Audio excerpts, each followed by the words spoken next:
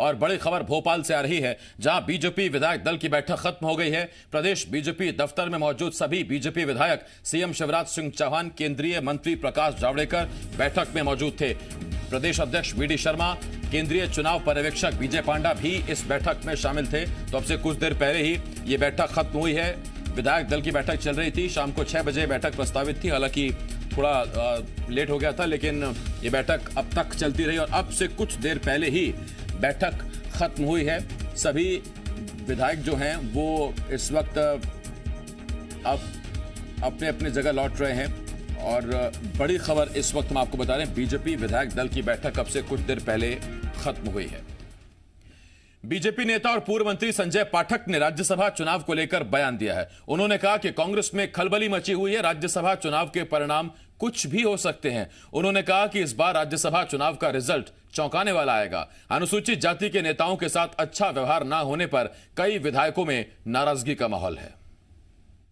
बात पर भी बात होगी कि बिंदु के कई नेता जल्दी चाहते हैं उन्हें बनाया जाए, उन्हें नहीं बनाया जाए की चर्चाएं हो रही है बीजेपी के अंदर। तो ऐसे में आपकी राय अहम होती है कि क्या किया जाए ऐसे में? ये आज का तो केवल एक ही एजेंडा, एक ही विषय और एक ही टारगेट है, मछली की आंख के समान, कि हमारी जो 2 राज्यसभा की सीटें हैं, जीत तो हम रहे ही हैं, इसको और भारी बहुमत से कैसे जीता जाए, बस इस पे ही हम लोग विचार कर रहे हैं अभी। इसके अलावा कहीं और अन्य कोई विषय पे चर्चा नहीं हो रही। एक ये चर्चाएं भी हैं कि कांग्रेस के लोग क्रॉस वोटिंग कर सकते हैं या गलती कर सकते हैं, जिससे कि आप जो भारी बहुमत वाला इशारा कर रहे हैं वो हो जाए। देखिए, कांग्रेस के अंदर खलबली तो है और कांग्रेस के अंदर एक बहुत बड़ा विधायकों का एक वर्ग है जो पार्टी के निर्णय से कहीं ना कहीं आहत है और नाराज है। और कांग्रेस ने इस बार जो अपना प्रत्याशी जिसको प्रायोरिटी पे रखा है और दलित प्रत्याशी को पीछे कर रखा है, तो इससे कांग्रेस का असली चरित्र और चेहरा उजागर हुआ है। थैंक यू वेरी मच हमसे बात करने के लिए। संजय पाठक जी इशारा कर रहे हैं कि कांग्रेस में खलबली का माहौल है। ये खलबली किस और जाएगी, क्या तस्वीरें दिखाएगी, ये संजय पाठक ने ये बोलकर एक राजनीतिक खलबली मचाने जैसा माहौल बनाया है। संदीप भमरकर, जी मीडिया संवाददाता, इस वक्त इस बड़ी खबर पर हमारे साथ जुड़ रहे हैं। संदीप, कांग्रेसियों की नजर भी अब उसी पर है जो आप कहने वाले हैं।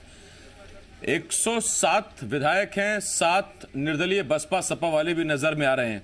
और क्या झटका देने वाले हैं संजय पाठक या बीजेपी कांग्रेस को कि कह रहे हैं कि राज्यसभा में परिणाम चौंकाने वाला आएगा?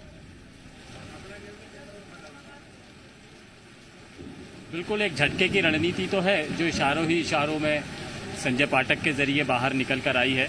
तो ये अनुमान जरूर लगता है कि बहुत आसान जीत कांग्रेस को देने के मूड में बीजेपी कतई नहीं है, बल्कि एक राजनीति का एक बड़ा खेल यहाँ पर रचने की तैयारी है। और आने वाले वक्त में शायद ये पता भी लगेगा।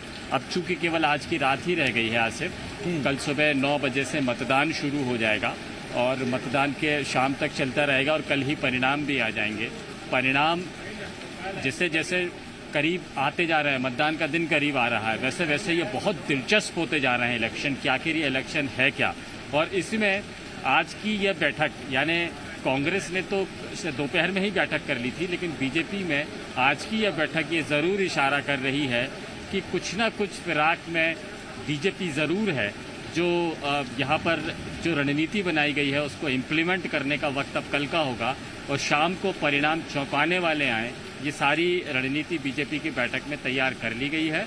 ये सब कुछ साफ हो जाएगा। अब चूंकि मतदान होना है तो ये मतदान जितना दिलचस्प है उतने ही चौंकाने वाले परिणाम होंगे या नहीं, इस ओर इशारा करता है। यानी कल का दिन बहुत अहम बन चुका है। चुनाव कोई भी हो, उससे पहले की एक रात कयामत की रात सियासत में कही जाती है, और इस कयामत की रात में डिनर शुरू हो गया है क्या संदीप?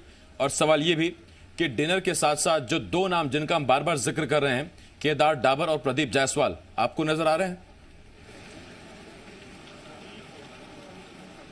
बिल्कुल, और प्रदीप जायसवाल तो यही नज़र आ रहे हैं। केदार डाबर तक जहाँ तक की बात है तो उनकी आज कांग्रेस में गैर हाजिरी ये इशारा करती है कि वो भी पलट सकते हैं, कुछ ना कुछ चौंकाने वाला वो भी करेंगे। कल मतदान के दिन वो यहाँ मौजूद रहने वाले हैं। तो हमारे सूत्र बताते हैं जो उन्होंने कांग्रेस से दूरी बनाई है हालांकि यही दूरी उन्होंने बीजेपी से भी बनाई है।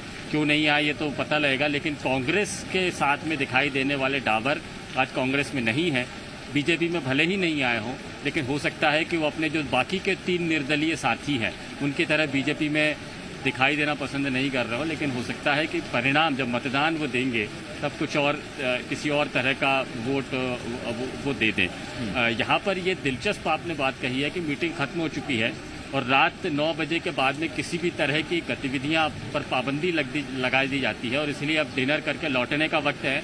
भोपाल का मौसम रात में थोड़ा सा बिगड़ चुका है, बारिश बंद होने का इंतजार किया जा रहा है। इसके बाद में सभी विधायक यहाँ से लौट जाएंगे। रामबाई अभी यहाँ से गुजरकर अपने घर की तरफ जा चुकी हैं। बैठक खत्म है, उन्होंने डिनर नहीं लिया है। डिनर की औपचारिकता पूरी करते हुए घर की तरफ निकल गई है। लेकिन यह दिलचस्प बनाता है कि बहुत सारे लोग जो अभी कांग्रेस में नजर नहीं आ रहे हैं वो बिल्कुल इस रात की जब सुबह होगी तो बहुत कुछ साफ नजर आएगा। और अब तो बरसात भी हो रही है जैसा आप बता रहे हैं संदीप, और अमूमन जब बरसात होती तो उसके बाद का नजारा काफी हद तक साफ होता है। आम जिंदगी में भी, सियासत में। बहुत शुक्रिया संदीप इस तमाम जानकारी के लिए। संदीप भमरकर, जी मीडिया संवाददाता, भोपाल से इस बड़ी खबर पर हमारे साथ जुड़े हुए थे। आगे बढ़ते हैं। निर्दलीय विधायक प्रदीप जायसवाल भी आज बीजेपी विधायक दल की बैठक में शामिल हुए। कमलनाथ सरकार में मंत्री रह चुके प्रदीप जायसवाल ने कहा उन्होंने बीजेपी सरकार को समर्थन दिया है, राज्यसभा चुनाव में भी वो बीजेपी को ही समर्थन देंगे। उन्होंने कहा कि क्षेत्र में विकास के लिए सरकार का सहयोग बहुत जरूरी है। बीजेपी सरकार में मंत्री बनाए जाने के सवाल पर उन्होंने कहा कि इसको लेकर अभी कोई बात नहीं हुई है, मैंने केवल क्षेत्र के विकास पर ही बात की है। प्रदेश बीजेपी दफ्तर में प्रदीप जायसवाल दिखाई दे रहे हैं। कल से आपका इंतजार हो रहा था, नहीं थे तो ऐसा लग रहा था कुछ गड़बड़ हो गया। आपका बीजेपी में पहले समर्थन था। सरकार को जिस तरह मैंने समर्थन दिया है एक निर्दलीय विधायक के तौर पे, क्योंकि आज मैं किसी भी पार्टी का सदस्य भी नहीं हूँ, और जिस तरह से जनता ने मुझे चुनाव जिताई है तो उनकी अपेक्षाएं बहुत ज़्यादा थी और उन अपेक्षाओं को बिना सरकार के सहयोग के उसको पूरा नहीं किया सकता। तो मैंने समय का सदुपयोग करने के लिए, और चूंकि इसके अलावा कोई विकल्प भी नहीं था, तो मैंने सरकार को समर्थन दिया है। उस समर्थन के तहत जो है जहाँ भी ऐसा अवसर आएगा सरकार के साथ। जी, आप मंत्री थे, आपकी स्वाभाविक दावेदारी है कि आप मंत्री बनेंगे, ये कोई बातचीत हो चुकी है? जी, ऐसी कोई बातचीत नहीं है, लेकिन मैंने कहा कि मेरे क्षेत्र का वारासुनी खल्लान जी क्षेत्र में रहा है, इसका मान सम्मान, इसका विकास सुनिश्चित कर मुख्यमंत्री, फिर उनका विवेक है, फिर उस पर जैसे भी करें।